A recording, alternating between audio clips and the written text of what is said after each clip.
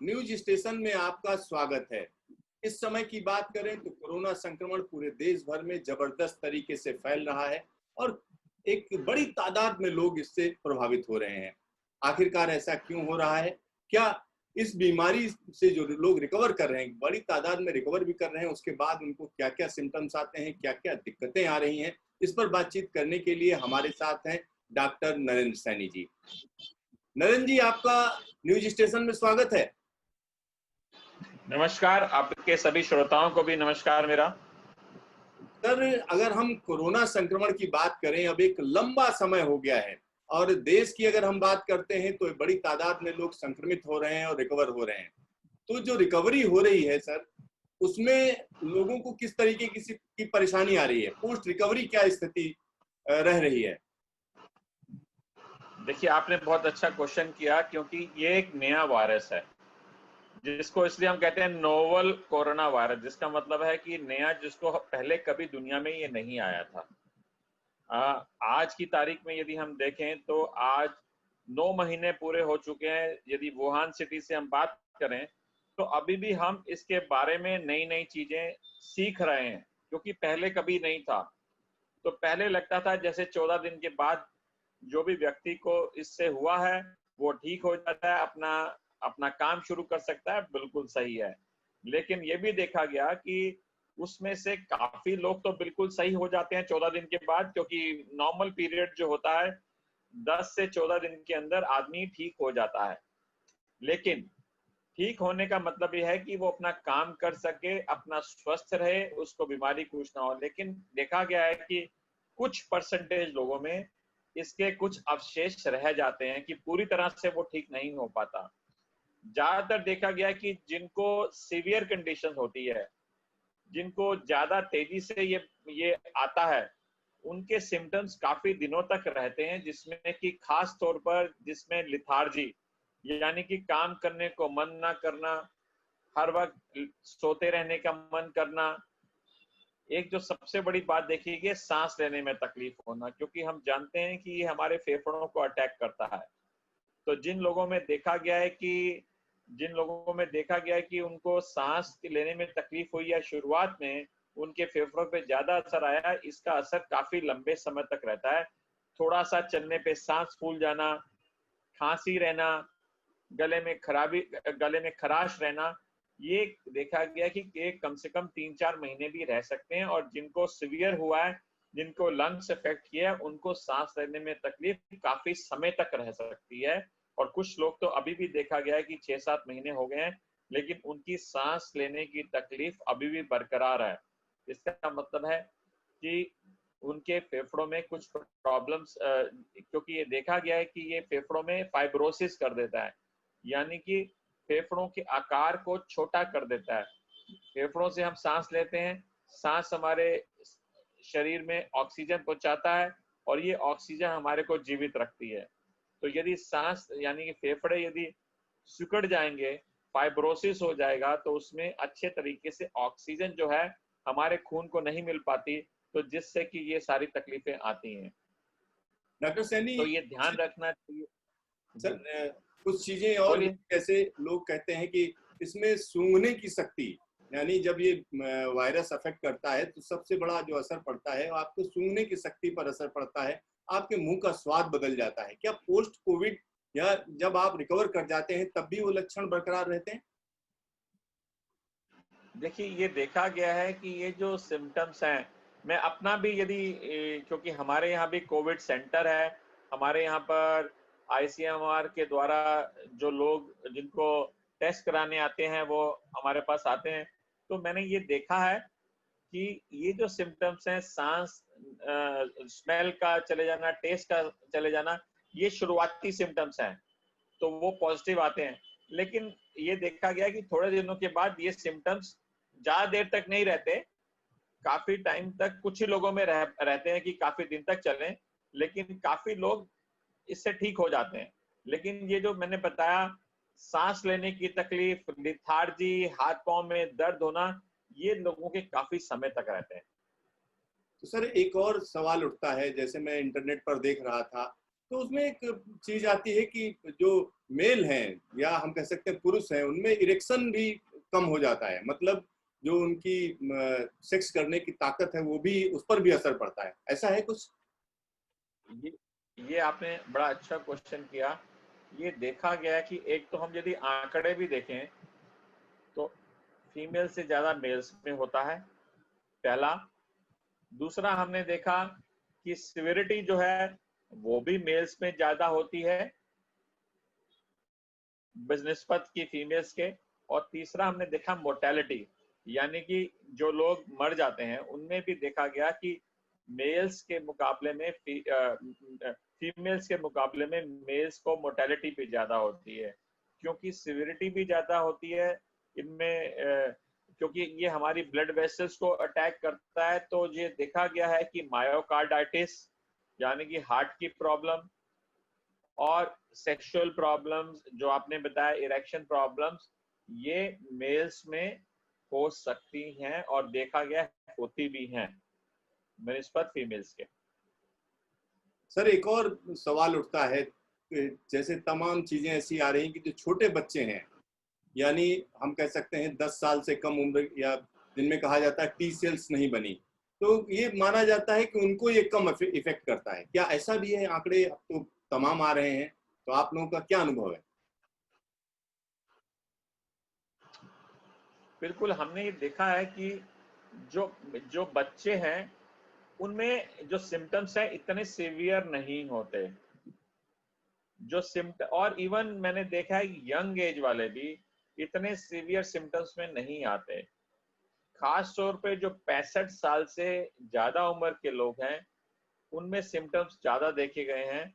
और उनके साथ साथ ये भी देखा गया कि कोमॉर्बिड कंडीशंस, यानी कि जिनको डायबिटीज है, जिनको हाइपरटेंशन है, जिनको जो कि इम्यूनो कॉम्प्रोमाइज ड्रग्स ले रहे थे जैसे कि कैंसर वाले पेशेंट हैं, इन लोगों को देखा गया कि सिविरिटी ऑफ इन्फेक्शन ज्यादा होता है। या ओबीज हैं यानी कि काफी मोटे हैं, इन लोगों में देखा गया है कि ये सिम्टम्स ज्यादा सिवियर होते हैं और ज्यादा देर तक रहते हैं।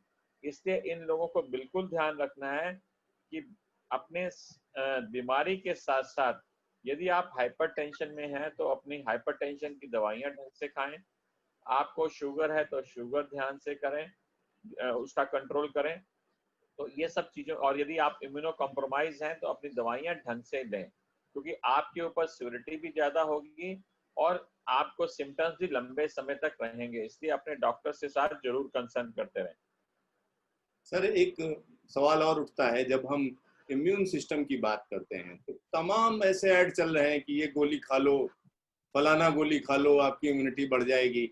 लेकिन जब ये वायरस एकदम नया है, इम्यूनिटी से इसका कोई लेना देना नहीं है, तो इस तरीके के दावों में कितनी सच्चाई है? जो दावे किए जा रहे हैं उसमें कितनी सच्चाई है कि इम्यूनिटी अगर आपकी बड़ी अच्छी होगी तो ये वायरस जो है आपको यानी एक तरीके से नुकसान नहीं करेगा? इस तरीके की चीजें जो की जा रही हैं, कई कंपनियां हैं जिनके प्रचार भी चल रहे हैं, वो कहाँ तक सही है?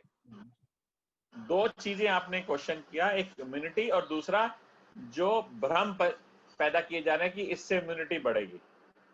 दोनों चीजों में फर्क है। आपका पहले क्वेश्चन का मैं जवाब दूंगा कि इम्यूनिटी, इम्यूनिटी का मतलब होता है कि मेरे शरीर में किसी भी चीज को, बीमारी को रोकथाम करने की कितनी क्षमता है। वो इम्यूनिटी तो हमारी अच्छी होनी चाहिए, यानी कि यदि हम अच्छा खा रहे हैं, स्वस्थ रह रहे हैं, टाइम से सो रहे हैं, टाइम से उठ रहे हैं, थोड़ा बहुत व्यायाम कर रहे हैं, ये चीजें हमारी इम्यूनिटी को बढ़ाती हैं। ये तो हमने मतलब हर साइंटिफिक एविडेंस हमारे पास है, इन चीजों से हमारी इम्यूनिटी बढ़ती है। ये भी साइंटिफिक एविडेंस है। यदि हम संतुलित आहार खाते हैं तो उससे यदि इम्यूनिटी मेरी अच्छी होगी तो मेरे ऊपर इन सब चीजों का, जो भी कोई बाहरी चीजें हैं वो अटैक करने में उनको आसानी नहीं होगी, बड़ी मुश्किल होगी उनको अटैक करने में, यानी कि बैक्टीरिया, वायरस मुझे इन्फेक्शन नहीं कर सकते।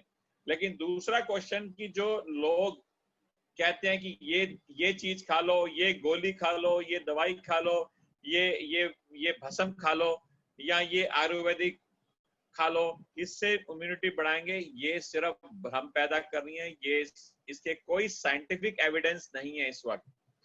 WHO ने भी कहा है कि आप अभी तक कोई ऐसी हमारे पास दवाई नहीं बनी, जो आपने क्वेश्चन तीसरा था कि क्या हमारे पास कोई, जब ये नया वायरस है तो नया वायरस है तो हम सब सीख रहे हैं। हाँ, ये देखा गया है कि जैसे हम कहते हैं संतुलित आहार, तो उसमें कुछ विटामिन हैं जो हमारी इम्यूनिटी को और अच्छा करते हैं, जैसे विटामिन सी की बात करें, विटामिन डी की बात करें, जिंक की बात करें, तो ये देखा गया है कि ये चीजें हमारी इम्यूनिटी को बढ़ाती हैं। तो ये हमारे पास साइंटिफिक एविडेंस है। लेकिन इसके अलावा जो भी कोई आपको कहता है कि ये भस्म खा लीजिए, ये चीजें, कोई काढ़ा पीते हैं या कुछ और चीजें कहते हैं, इसके हमारे पास कोई साइंटिफिक एविडेंस नहीं है, ना तो हिंदुस्तान में, ना हिंदुस्तान के कहीं बाहर है। तो ऐसी चीजों पे आप ध्यान मत दीजिए। डॉक्टर सैनी, एक आखिरी सवाल है। जब हम कोरोना वायरस की बात करते हैं तो पहले शुरू में तो बड़े कड़े नियम बनाए गए, अब जब ये एकदम फैल गया बहुत जबरदस्त तरीके से, तो अब सारी चीजें खोली जा रही हैं। तो ऐसे में लोगों को क्या क्या ध्यान रखना चाहिए? दो इसमें सवाल हैं। एक तो वो लोग जिनको नहीं हुआ, और एक लोग जिनको हो गया और रिकवर कर गए, उनको क्या क्या ध्यान रखना चाहिए? देखिए, यदि अभी हम आंकड़े देखें, जो सर्वे अभी सेकंड सर्वे पूरे हिंदुस्तान में हुआ है, मैं दिल्ली के सर्वे की बात नहीं हुआ, हिंदुस्तान में जो सर्वे हुआ है, तो पता लगा कि 6.6% लोगों को ही अभी तक कोरोना वायरस हुआ है। यानी कि ये बहुत ही स्मॉल परसेंटेज है। यानी कि जिनको नहीं हुआ वो बड़े तादाद में हैं हम लोग, तो सारे वल्नरेबल हैं। हम लोगों का कभी भी कोरोना अटैक कर सकता है। तो उसके लिए हमें, जब लॉकडाउन किया गया था, तो लॉकडाउन का मकसद क्या था कि हम एक दूसरे से दूरी बना के रखेंगे, घर में रहेंगे तो नहीं फैलेगा। अब लॉकडाउन पूरे विश्व में भी लंबे समय तक नहीं चल सकता। हमारे को इकोनॉमी को भी ध्यान में रखना होता है। यदि हमें इकोनॉमी को भी ध्यान में रखना है, अपने घर की चीजों को भी रखना है कि घर में चीजें भी आती रहे, खाना पीना भी चलता रहे और हम स्वस्थ भी रहें, तो 2-3 चीजों का हमें मुख्य तौर पर ध्यान रखना होगा। पहला, मास्क। यदि आप मास्क नहीं पहनेंगे, चाहे आपको हो चुका है या आपको नहीं हुआ, आपको कभी भी दोबारा अटैक हो सकता है। इसलिए मास्क पहनना बहुत जरूरी है जब भी आप घर से बाहर निकलें। तो दूसरा, आपके ऊपर अटैक ना हो, ना आपको यदि है तो दूसरों को आपसे द्वारा ना हो, तो डिस्टेंस, सोशली आप कनेक्टेड रहिए। लोग कहते हैं सोशल डिस्टेंस, मैं कहूंगा फिजिकल डिस्टेंस। ये था सोशली आप कनेक्टेड रहिए, चाहे आप टेलीफोन से रहें, जैसे हम और आप बातचीत कर रहे हैं, हम सोशली तो कनेक्टेड हैं, लेकिन फिजिकल डिस्टेंस मेंटेन करना चाहिए। जैसे आज और हम सोशली कनेक्टेड हैं, लेकिन हम फिजिकल डिस्टेंस मेंटेन क्यों है? आप कहीं और बैठे, मैं कहीं और बैठा हूं, और फिर भी बातचीत कर रहे हैं और लोगों को समझा रहे हैं। तो फिजिकल डिस्टेंस कम से कम 3 से 6 फुट की दूरी बनाए रखना, ये बहुत जरूरी है। तीसरा, बार बार अपने हाथों को जरूर साफ करें, क्योंकि ये हाथ है जो हमारे मुंह में जाते हैं, ये हाथ हैं जो हमारे नाक में जाते हैं, ये हाथ हैं जो हम कहीं भी टच करते हैं उसके द्वारा हमारे किसी भी बॉडी के पार्ट को टच करते हैं।